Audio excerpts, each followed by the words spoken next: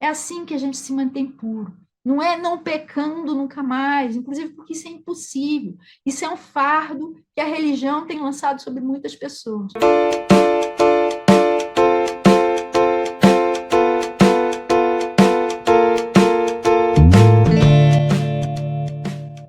Como eu já expliquei nas semanas anteriores, se você quiser mais explicação, dá uma olhada nesses vídeos que vieram antes desse. A gente agora está com vídeos novos no canal todas as quintas-feiras. Existem vídeos curtinhos publicados às segundas, quartas e sextas, sendo que as segundas é um vídeo com uma lição do Antigo Testamento, as quartas é com uma lição do Novo Testamento e as sextas-feiras é como a gente pode ver Jesus sendo anunciado ou revelado claramente em algum dos livros da Bíblia. E às quintas-feiras da semana anterior à da publicação desses vídeos, a gente está colocando vídeos novos, maiores, mais longos, com explicação, com contextualização desses vídeos. Dá uma olhadinha nos vídeos anteriores se você quiser mais explicação. São duas novas playlists, sendo lições bíblicas em quase sempre 3 minutos, são os vídeos de segunda e quarta-feira, e Jesus em toda parte, são os vídeos de sexta-feira. Todos esses vídeos estão com música nova, depois você dá uma olhadinha da explicação a respeito da música nos outros vídeos. E uma coisa que eu esqueci de explicar nos outros é que todos esses vídeos curtinhos têm link para o vídeo com a aula completa, caso você queira assistir. E esses links estão conduzindo para um canal novo que eu criei no ano passado, só com o essencial, as coisas mais importantes que eu já ensinei no canal, com as músicas novas também. É um canal mais clean, tem só 2 playlists, depois você dá uma olhadinha lá, com o mais importante de tudo que eu já ensinei. Então, como esse vídeo de hoje é de contextualização dos vídeos da semana que vem, o que a gente vai ver? Na segunda-feira, a gente vai ver uma lição em 2 Coríntios, na quarta-feira vai ser uma lição em 1 Tessalonicenses, e na sexta-feira a gente vai ver como é que Jesus aparece em Zacarias. A gente vai abordar, na segunda, as batalhas de Deus, na quarta-feira, a obediência a ele, quando isso nos contraria.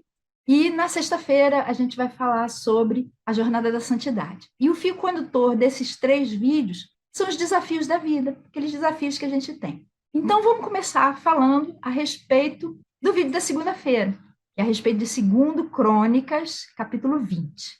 É uma batalha que foi ganha sem que os israelitas nem precisassem lutar. Não vou dar maiores explicações, lá no vídeo você vai ver do que se trata, mas eu estava querendo falar algumas coisinhas a respeito disso que podem fazer com que a gente entenda mal isso. Foi uma batalha que foi vencida só confiando no que Deus disse e louvando, né? Eram 3 exércitos poderosos que haviam se reunido para combater Judá.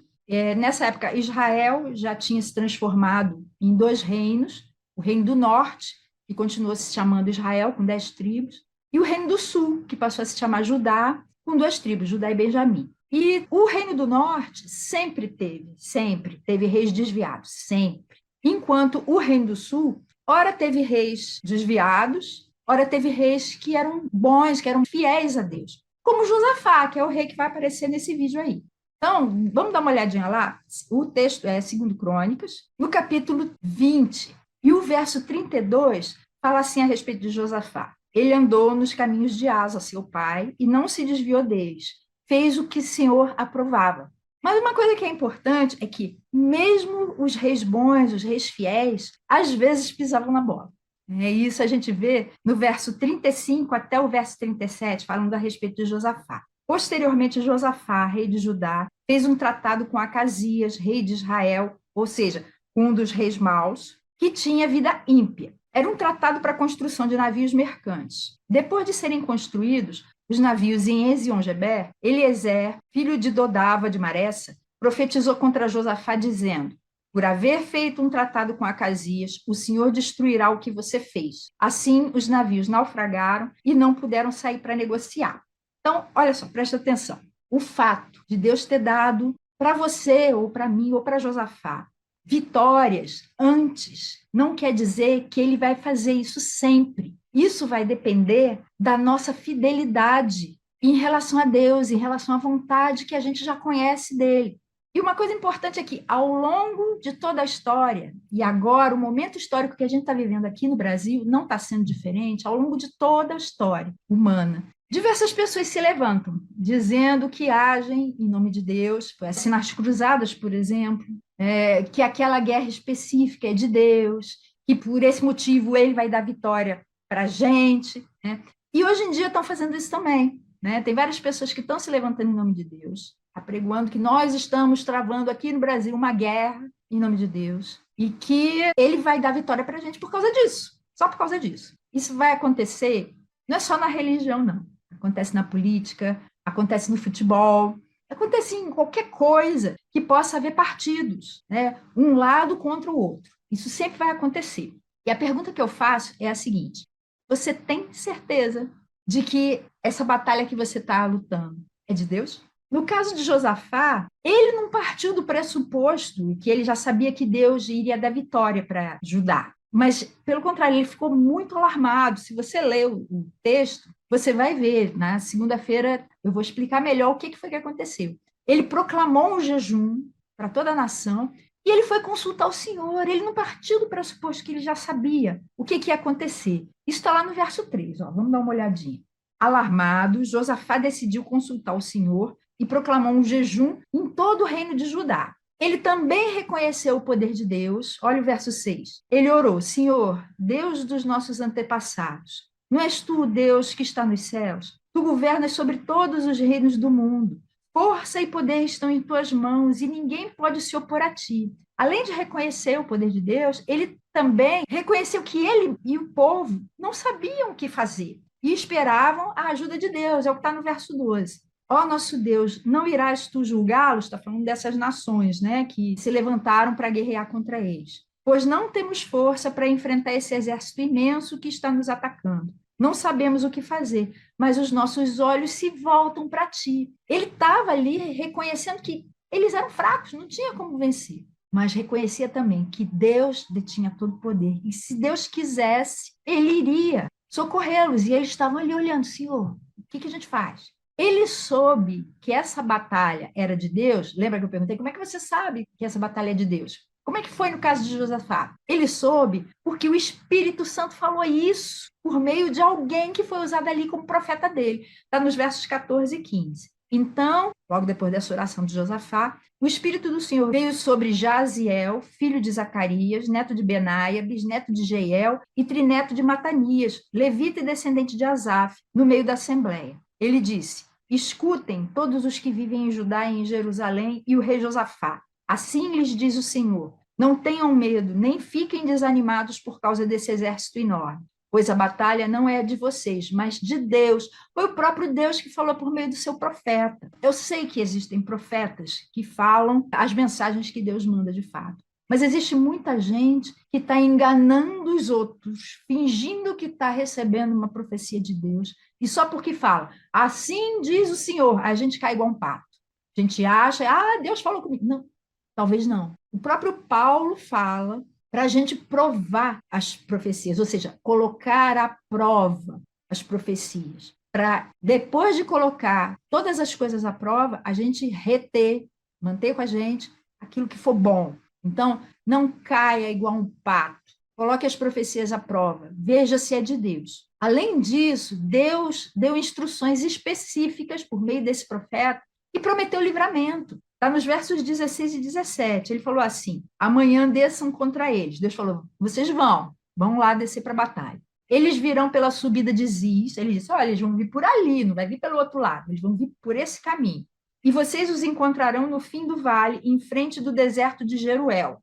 Vocês não precisarão lutar nessa batalha. Ele falou: vocês vão para a batalha, mas vocês não vão precisar lutar. Tomem suas posições, permaneçam firmes e vejam o livramento que o Senhor lhes dará, ó Judá, ó Jerusalém. Não tenham medo nem se desanimem. Saiam para enfrentá-los amanhã e o Senhor estará com vocês. Então Deus falou tudo o que ia acontecer. E se você ler o texto ou assistir o vídeo de segunda, você vai ver o que foi que Deus fez, um negócio assim extraordinário, incrível, e cumpriu tudo isso que ele tinha falado. E o segredo era andar nos caminhos de Deus, depender dele e buscar a orientação dele. Da mesma forma que Josafá fez aqui, como fala ali no verso 32 que a gente já leu. Ó, vamos ler de novo. Josafá andou nos caminhos de Asa, seu pai, não se desviou deles, fez o que o Senhor aprova.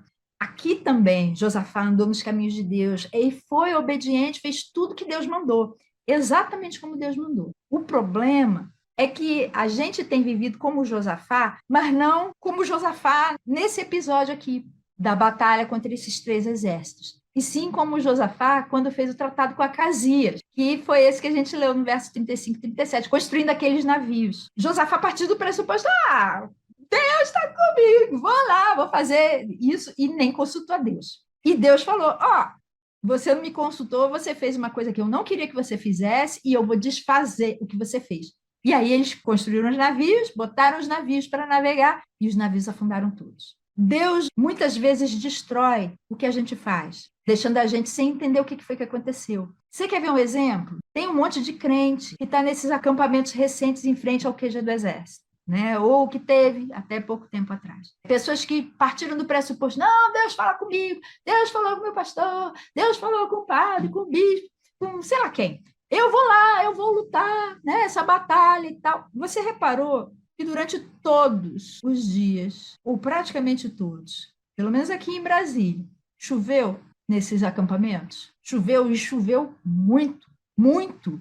O único dia em que não choveu foi no dia 1º de janeiro, o dia da posse do Lula, né? Eu achei assim uma coisa muito significativa para a gente ficar pensando. E a gente tem que perceber o seguinte: mesmo que a sua luta seja por uma causa boa, tem hora que é para você lutar. Só que a gente sempre com as armas de Efésios 6, eu já falei isso em vídeos anteriores. Mas tem hora que a gente precisa perguntar para Deus o que é para a gente fazer. Porque se a batalha for dele, pode ser que ele fale. Não faz nada. Só observa, só ora, só louva, só confia. Por exemplo, a gente, uma coisa interessante, não sei se você já reparou, quando a gente assiste filmes americanos que falam sobre o apocalipse, eles têm essa ideia de que as pessoas de bem têm que tentar evitar o apocalipse. Não, não é. O apocalipse não existe ali para a gente evitar o apocalipse de acontecer. Ele vai acontecer de qualquer jeito, queira você ou não, queiram os filmes americanos ou não. O apocalipse vai acontecer. Então, para que ele existe? Por que ele está ali revelado? É para a gente escolher estar do lado certo.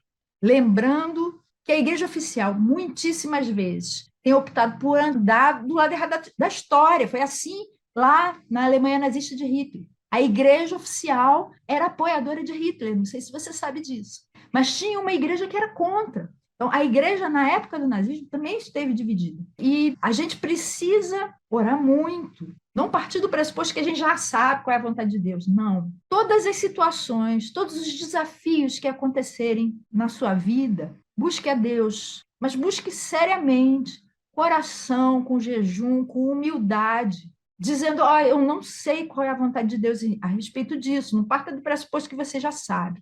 A solução vai estar sempre no que a gente vê em Apocalipse 2, nos versos 2 a 5.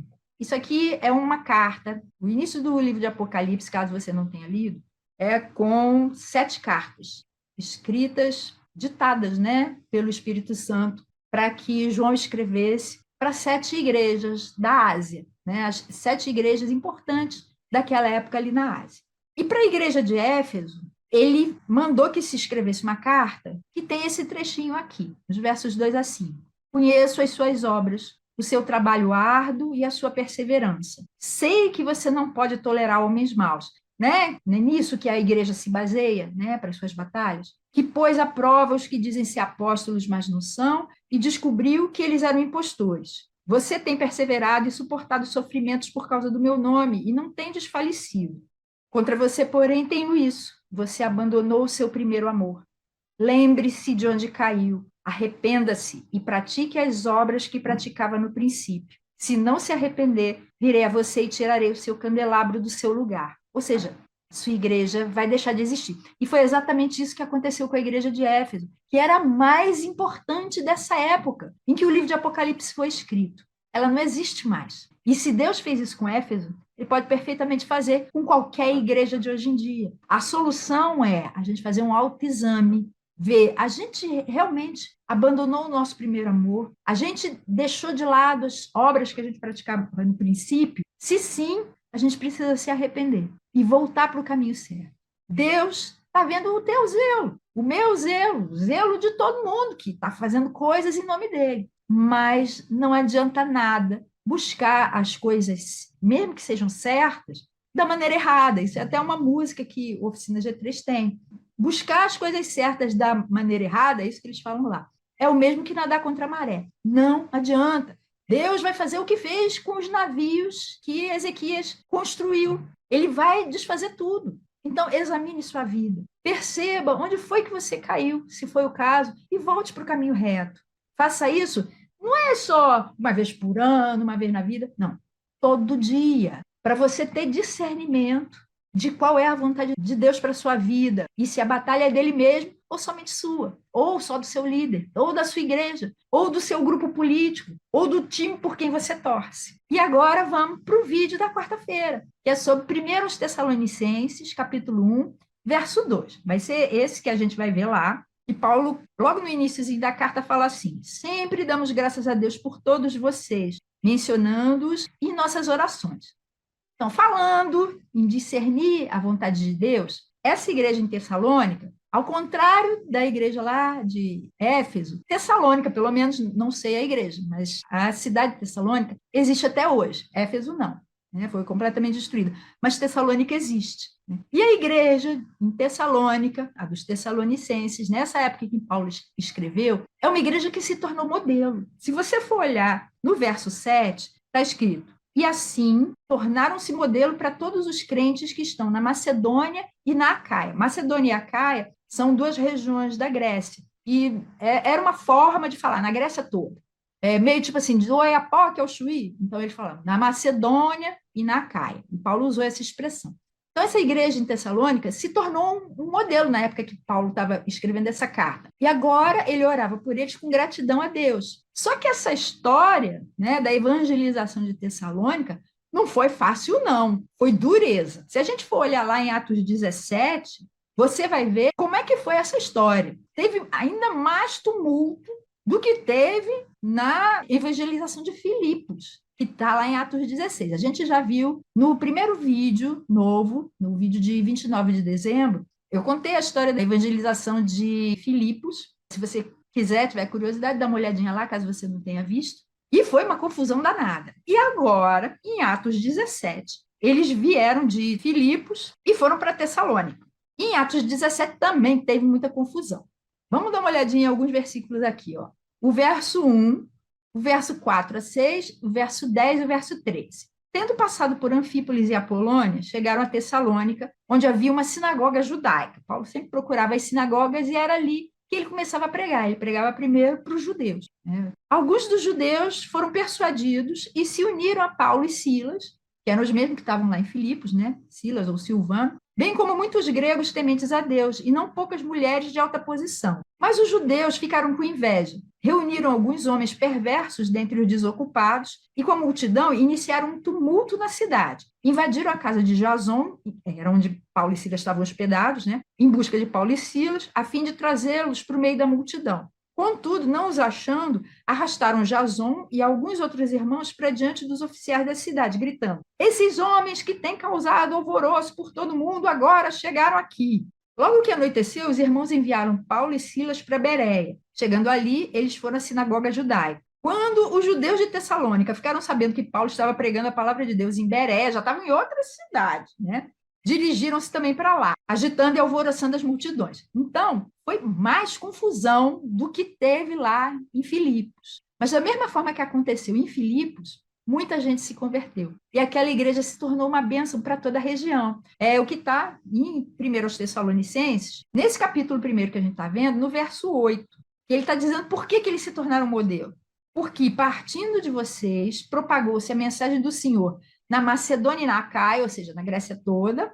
Não somente isso, mas também por toda parte, tornou-se conhecida a fé que vocês têm em Deus. O resultado é que não temos necessidade de dizer mais nada sobre isso, ou seja, vocês já estão maduros, quanto a isso a gente não precisa nem se preocupar. Mas quando ele estava evangelizando a cidade de Tessalônica, como é que ele sabia que aqueles desafios todos eram para ser vencidos pelo poder de Deus e não desistir? Primeiro, porque ele foi impedido pelo Espírito Santo de ir para Bitínia, que era onde ele e o Silas estavam pretendendo ir, e ele teve uma visão para ir para Macedônia, para ir ali onde era a região onde ficava Tessalônica. Antes deles irem para Filipos, e fica na Macedônia, da mesma forma que Tessalônica, eles tentaram ir para essa cidade de Bitínia que eu falei. Então, olha o verso 7. Quando chegaram à fronteira da Mísia, tentaram entrar na Bitínia, mas o Espírito de Jesus os impediu. Lucas, que é o autor de Atos, não mostra, ele não fala como especificamente que o Espírito Santo impediu. Mas o fato é que o Espírito Santo impediu Paulo e Silas de irem para Bitínia. E aí, quando você continua, né, ó, verso 7, impediu, né? Aí continuando no 8. Então contornaram a Mísia e desceram a Troade. Durante a noite, Paulo teve uma visão, na qual um homem da Macedônia estava em pé e lhe suplicava: passa a Macedônia e ajude-nos. Ele teve uma visão de um homem macedônio, deve ter reconhecido pelas feições, pelo jeito de falar, né, o sotaque, pelas roupas, né, reconheceu que era um homem da Macedônia, que apareceu nessa visão que estava pedindo ajuda. E aí continua para ver a reação dele. Depois que Paulo teve essa visão, preparamos-nos imediatamente para partir para a Macedônia, concluindo que Deus nos tinha chamado para lhes pregar o evangelho. Eles falaram: então, ó, Deus impediu a gente de ir para Bitínia por causa disso. Então, vamos para lá imediatamente, não ficar enrolando, não. Partindo de Troade, navegamos diretamente para Samotrácia e no dia seguinte para Neápolis. Dali partimos para Filipos, na Macedônia, que é a colônia romana e a principal cidade daquele distrito. Ali ficamos vários dias. Aí foram para Filipos, depois de Filipos foram lá para Tessalônica e tal, né? Então, Paulo também ia pisar na bola, se ele fosse para Bitínia, da mesma forma que Ezequias pisou na bola quando mandou construir aqueles navios em comum acordo com o rei de Israel. Paulo também iria pisar na bola, né? Se o Espírito Santo não tivesse impedido eles, e se ele, mesmo tendo recebido a visão, sendo impedido não sei de que forma, se ele tivesse resolvido: eu sei qual é a vontade de Deus, eu sei que é para ir para Bitínia, se ele tivesse insistido nisso. Mas ele não agia assim, ele buscava sempre a orientação de Deus, em oração. Ele não achava que sabia qual era a vontade de Deus, e ele era obediente, mesmo que a ordem de Deus, a vontade de Deus, fosse o contrário do que Paulo achava antes. Por isso foi que ele venceu os desafios que apareceram em Filipos e em Tessalônica, que levaram à conversão, tanto dos filipenses quanto dos tessalonicenses a Deus. E essa história teve um final feliz. E agora a gente vai ver o vídeo a respeito de Zacarias, como é que Jesus aparece lá. É o capítulo 3, versos 3 e 4. Zacarias teve uma visão a respeito do sumo sacerdote Josué, que era o sumo sacerdote naquela época, e esses versos 3 e 4 falam assim: ora, Josué, vestido de roupas impuras, estava de pé diante do anjo. O anjo disse aos que estavam diante dele: tirem as roupas impuras dele. Depois disse a Josué: veja, eu tirei de você o seu pecado e coloquei vestes nobres sobre você. Então a gente está falando dos desafios da vida, né? Falando em desafio, você já parou para pensar em qual era o maior desafio na vida de um sacerdote? Aqui, a visão é do sumo sacerdote Josué com roupas sujas. Roupa suja, na Bíblia, sempre significa uma vida de pecado, né? Uma vida com pecado, abrigando o pecado. E no caso, como era o sumo sacerdote, era pecado equivalente a, hoje em dia, pecado dentro da igreja. E principalmente pecado da liderança. Os sumos sacerdotes, os sacerdotes eram lideranças, né, escolhidas por Deus. E o sumo sacerdote era a liderança máxima, liderança religiosa máxima para os judeus. E o sumo sacerdote estava de roupas sujas. Sabe o que isso significa, né? Pecado da liderança. O fato é que Deus nos chama para uma vida de santidade, da mesma forma que chamava os sacerdotes. E eu vou te dizer, se eu fosse sumo sacerdote, eu morreria de medo de entrar no Santo dos Santos no dia da expiação. O dia da expiação era um feriado, até hoje tem, é o Yom Kippur, né? Lá em Levítico 16 explica como era esse feriado, é o dia da expiação. É um dia em que é feita expiação de todos os pecados da nação. Uma vez por ano, justamente nesse dia, o sumo sacerdote, depois de fazer expiação pelos seus próprios pecados, depois pelos pecados do povo, ele entrava no Santo dos Santos. O Santo dos Santos era a parte mais interior do templo. O templo era dividido em 3 partes. Fosse o tabernáculo, ou um templo já construído a partir de Salomão, depois o que foi reconstruído por Esdras, depois o de Herodes e tal. Então, fosse templo ou fosse o tabernáculo, tinha 3 partes. Uma parte mais externa, que era chamada de átrio ou pátio, onde eram feitos os sacrifícios, né? As mulheres ficavam lá, todo mundo ficava lá. Era a parte assim que tinha um acesso assim mais livre para toda a população. As crianças podiam ficar lá também, todo mundo ficava ali no átrio. Aí depois você entrava numa parte que já era fechadinha, era coberta, só que era uma parte maior, que era o lugar santo, ou o santo lugar. E ali já não era qualquer um que poderia entrar. Os sacerdotes podiam entrar e tal, mas depois tinha uma cortina, que é chamada de véu na Bíblia. Aí a gente fica imaginando uma coisinha assim transparente, né, que batia o ventinho e ficava. Não, o véu era uma cortina muitíssimo grossa, de linho, trançado várias vezes.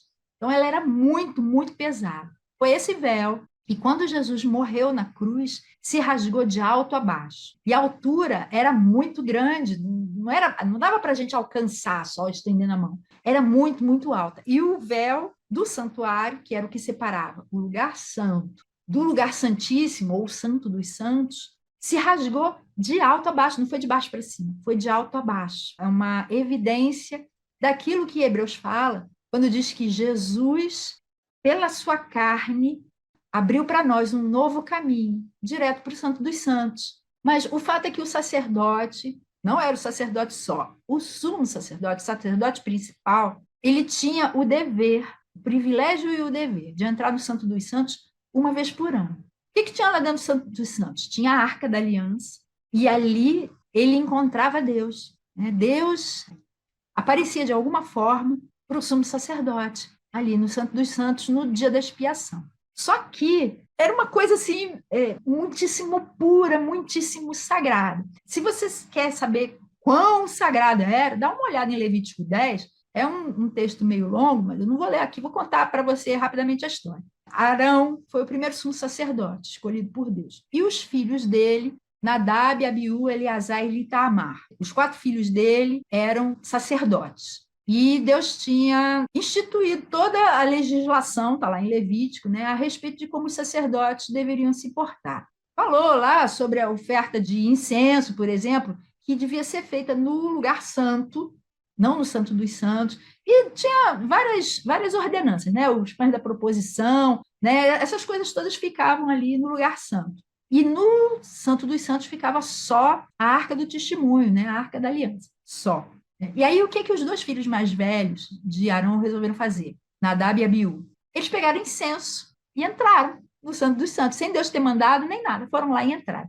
O que aconteceu com eles? Eles morreram fulminados. Teve um incêndio que saiu ali da Arca da Aliança e acabou com eles. Isso que aconteceu com Nadab e Abiú, aí logo em seguida Deus fala, olha, Moisés, fala para os sacerdotes, eles não podem entrar no Santo dos Santos de qualquer jeito, não. É só no dia da expiação que eles podem entrar, e colocou umas ordens assim, mais específicas, porque senão ia acontecer com eles a mesma coisa que aconteceu com Nadab e Abiú. Por causa disso, porque... E aí, eles morreram fulminados, né? Um sacerdote entrou lá e morreu. E aí, como é que a gente entra para pegar o corpo? Por causa disso, eles resolveram colocar sininhos nas bordas da roupa do sacerdote, para que quando o sumo sacerdote entrasse lá, no dia do Yom Kippur, eles ficassem sabendo, pelo som, se o sacerdote ainda estava vivo, porque se ele estivesse vivo, ele iria se mexer, ia dar para ouvir o barulho dos sininhos. E assim, eles iam saber, está vivo ou não, foi fulminado. E como é que eles iam tirar o corpo de um sumo sacerdote que, infelizmente, acabasse sendo morto, né? Acabasse sendo incinerado? Eles amarravam uma corda na cintura dele, assim, bem forte.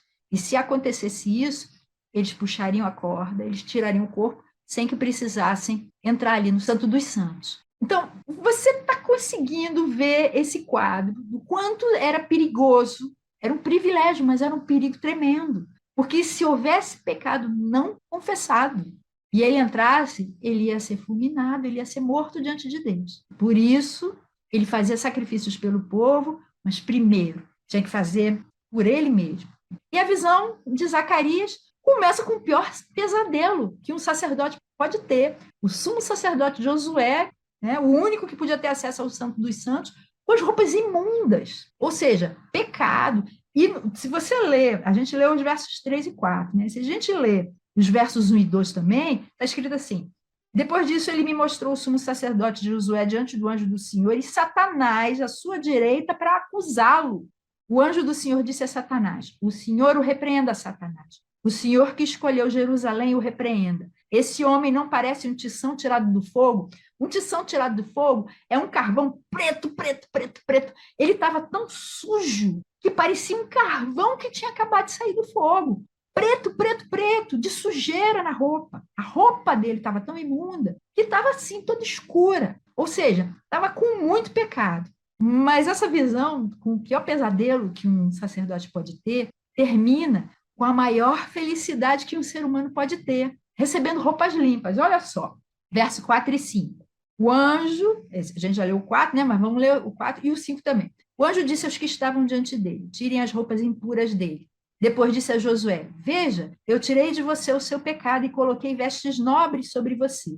Disse também: coloquem um turbante limpo em sua cabeça. Colocaram um turbante nele e o vestiram, enquanto o anjo do Senhor observava. Então, roupas limpas significam ele foi purificado, ele foi perdoado, ele recebeu uma vida nova e agora não tem mais acusação. O pecado ficou para trás, foi perdoado. E aí os versos 6 e 7 falam: o anjo do Senhor exortou a Josué, aí agora ele estava falando para Josué, dizendo: assim diz o Senhor dos Exércitos, se você andar nos meus caminhos e obedecer aos meus preceitos, você governará a minha casa, quer dizer, o templo, né? E também estará encarregado das minhas cortes, e eu lhe darei um lugar entre estes que estão aqui.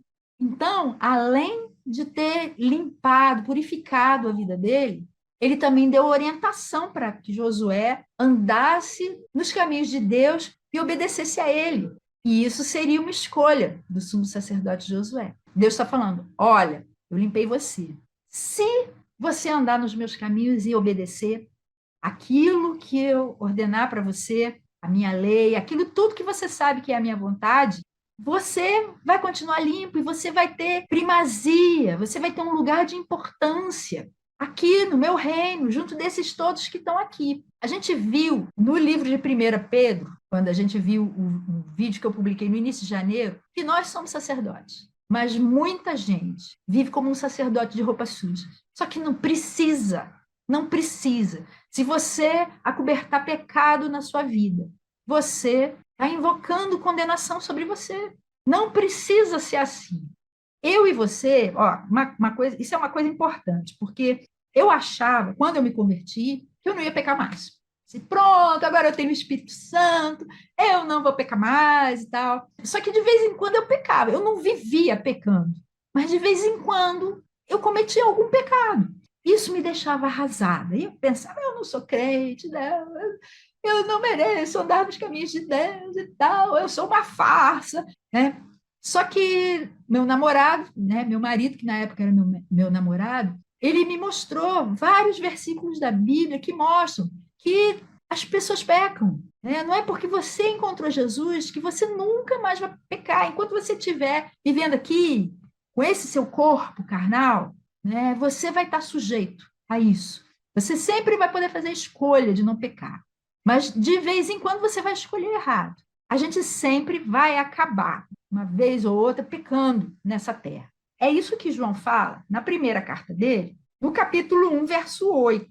Se afirmarmos, ele está escrevendo para crentes, e ele fala assim: se afirmarmos que estamos sem pecado, enganamos-nos a nós mesmos e a verdade não está em nós. Ou seja, crente de vez em quando vai pecar, apesar de ter doutrinas que neguem isso. E aí, o que cria? Uma legião de hipócritas, que faz de tudo para esconder seu pecado, com medo de julgamento. Todo crente, uma vez ou outra, vai pecar. Ele não vai viver no pecado, chafurdado na lama, caído, desonrando o nome de Deus. Não, não é isso. Ele não vive no pecado. De vez em quando, pode ser que ele peque. Mas isso não é o fim do mundo. tem solução, mesmo que a gente já tenha sido lavado pelo sangue de Jesus. Olha o que João 13 fala. Evangelho de João, no capítulo 13, é Jesus falando a respeito disso. Não sei se você lembra, mas uma das coisas que aconteceu na última ceia foi a lavagem dos pés dos discípulos. Aí o capítulo 13, verso 8 a 10, vem falando sobre isso. Pedro falou assim, quando Jesus quis lavar o pé dele, Pedro falou assim, não, nunca lavarás os meus pés. Ele falou, não, senhor. Ele achou que aquilo era uma coisa assim muito de serviçal. Não, o senhor não vai lavar meus pés. E Jesus respondeu, se eu não os lavar, você não terá parte comigo. Aí Pedro pensou, não, então, se é assim, eu quero ter parte com Jesus. Pedro era todo meio exagerado. Né? Eu quero ter parte com Jesus. Aí ele respondeu, então, senhor, não apenas os meus pés, mas também as minhas mãos e a minha cabeça. Né? Ele queria tomar um banho todo. Né? Não só os pés, mas as mãos, a cabeça também. Aí Jesus respondeu assim, quem já se banhou precisa apenas lavar os pés, pois todo o seu corpo está limpo. Vocês estão limpos, mas nem todos, porque ele estava falando de Judas também. Judas estava ali no meio. Jesus lavou os pés de Judas também. Mas ele, falando aqui de Pedro e os demais discípulos, né? Jesus falou, olha, quem já tomou banho, quem já se lavou todo, só precisa lavar os pés. Né? Por quê? Falando assim, de uma forma material. Né? O que Jesus estava falando? Ele estava falando, olha, você tomou banho e você está andando por aí. Você foi ali na rua, foi no mercado, né? Foi comprar comida e tal. Você voltou, o seu pé está sujo. Você não precisa tomar banho de novo. Você só precisa lavar os seus pés. Isso é uma referência, né? Uma espécie de parábola ao que acontece na nossa vida espiritual. Jesus já lavou a gente todo. Amém, glória a Deus. A gente não precisa ser lavado todo novamente por ele, mas os pés precisam. Que nas nossas andanças aqui no mundo, a gente de vez em quando vai se sujar. Né? No dia a dia, a gente pode dizer uma mentirinha, né? Nem que seja só para não deixar o outro se sentindo mal. Né? A gente pode deixar de agir com alguém com amor, né? E sim com egoísmo. A gente pode dar vazão aos nossos desejos pecaminosos, né? Seja de que forma for, a gente pode brigar com alguém, né? Então, essas coisas não tiram a nossa salvação, mas sujam os nossos pés espirituais. E Jesus fala, você precisa lavar os seus pés. Né? E como é que a gente mantém a nossa pureza? Como é que a gente lava os nossos pés?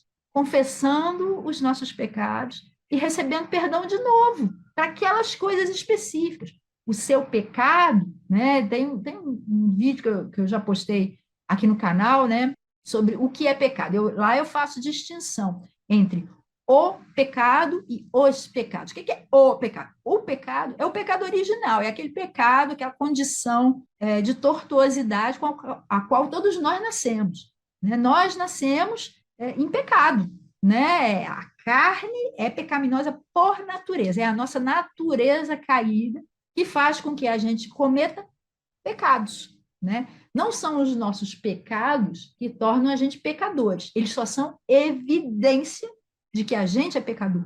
Né? Nós somos pecadores porque a nossa natureza é uma natureza pecaminosa. Né? Então, Jesus, quando a gente vai a Ele pela primeira vez, Ele já perdoou a gente do nosso pecado e começa a fazer uma obra. Mas, de vez em quando, os pecados que a gente cometer ao longo da nossa vida aqui, esses precisam receber perdão de novo. É isso que João, na primeira carta dele, voltando lá para a carta que a gente já começou a ler, capítulo 1, verso 8, no capítulo 9, no versículo 9, ele continua. Se confessarmos os nossos pecados, ele é fiel e justo para perdoar os nossos pecados e nos purificar de toda injustiça. É assim que a gente se mantém puro. Não é não pecando nunca mais, inclusive porque isso é impossível. Isso é um fardo que a religião tem lançado sobre muitas pessoas. Encare a realidade. Você eventualmente vai pecar de novo. Não vai ficar chafurdado na lama. Caiu, né? Dá uma levantada rápida. Ora, pede perdão a Deus. Pede que o Espírito Santo te capacite a da próxima vez você escolher fazer diferente e conseguir fazer diferente. E ele vai estar com você, atendendo a sua oração, te ajudando, para que na próxima vez, talvez na próxima você ainda caia. Não sei, talvez, né? mas nas vezes seguintes vai ficar cada vez mais difícil. Não adianta nada a gente ter pose de santo e esconder os nossos erros, porque a cura não está em esconder os erros, está em confessar e abandonar. É isso que fala lá em Provérbios, capítulo 28, verso 13. Quem esconde os seus pecados não prospera. Está falando de prosperidade, principalmente da alma. Mas quem os confessa e os abandona, encontra misericórdia. A solução está aí, a cura está aí. Esse é o remédio que Deus providenciou para você e para mim. Cometeu pecado? Confessa e deixa, abandona, com a ajuda do Espírito Santo. O caminho da santidade é marcado sempre pelo autoexame, pelo arrependimento e pelo recomeço. Não só uma única vez, não só na primeira vez que você deu a sua vida para Jesus, mas quantas vezes isso for necessário. E presta atenção numa coisa: se o seu líder nunca erra, aparentemente ele nunca erra, ore muito por ele e também preste atenção. Não só porque pode ser que ele realmente esteja de pé, ou acha que está, mas a Bíblia fala que quem está de pé deve tomar cuidado para não cair. Isso está lá em 1 Coríntios 10, verso 12. Assim, aquele que julga estar firme, cuide-se para que não caia. Mas não só por isso. Ore também, porque isso pode ser um sinal de que tem muita coisa escondida debaixo do tapete. Na semana que vem, a gente vai se encontrar nas lições do Antigo Testamento e do Novo Testamento, na segunda e na quarta-feira, vendo Jesus no livro da Bíblia na sexta, que são esses 3 que a gente falou hoje, nesse vídeo aqui, e no novo vídeo da quinta-feira, que vai estar abordando os da semana seguinte. Esses 3 vídeos curtos vão estar com um link para os vídeos completos, vão conduzir a aula, que vai estar no canal novo, com a música nova, e só com os vídeos mais importantes, no formato de cursos, Mas não se preocupe, é grátis, não tem que pagar, não tem que dar e-mail, não tem que dar telefone, não tem que fazer nada. Quanto a isso, nunca se preocupe, eu jamais, nunca, absolutamente nunca, vou pedir dinheiro para você, vou dar um curso pago, nada, nada, nada.